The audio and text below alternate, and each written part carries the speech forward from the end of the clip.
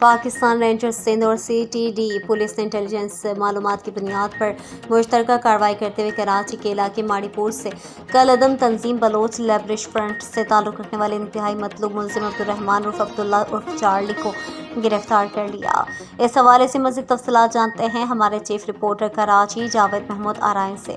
جی کیا تفصیلات ہیں آپ کے پاس، بتائیے گا۔ جی بالکل، پاکستان رینجرز سندھ اور سی ٹی ڈی پولیس نے انٹیلیجنس معلومات کی بنیاد پر مشترکہ کارروائی کرتے ہوئے کراچی کے علاقے ماڑی پور سے کالعدم تنظیم بلوچ لیبریشن فرنٹ سے تعلق رکھنے والے انتہائی مطلوب ملزم عبدالرحمان عرف عبداللہ عرف چارلی کو گرفتار کر لیا۔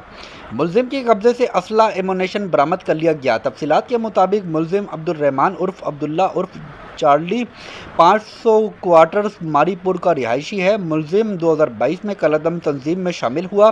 ابتدائی تفتیش کے دوران ملزم نے انکشاف کیا ہے کہ اس نے کالعدم تنظیم کے کارندے جمعہ خان کی ہدایت پر اپنے دیگر ساتھیوں عبداللہ مظفر عرف نونو، اوصاف اور سمیع بلوچ کے ساتھ مل کر شہری آفتاب احمد کو مورخہ 24 جون 2023 کو گلشن بے نظیر 500 کوارٹر ماڑی پور کراچی میں فائرنگ کر کے قتل کیا، جس کی FIR تھانہ موچکو کی ماڑی میں درج ہے۔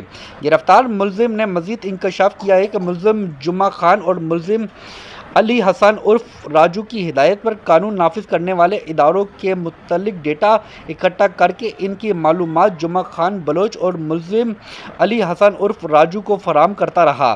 ملزم اپنے آپ کو قانون نافذ کرنے والے اداروں کا کارندہ ظاہر کر کے اپنے ساتھیوں کی مدد کرتا رہا۔ ملزم عبدالرحمان بلوچ کالعدم تنظیموں کے لیے سہولت کاری کا کام سر انجام دے رہا تھا۔ ملزم سے مزید اہم انکشافات متوقع ہے۔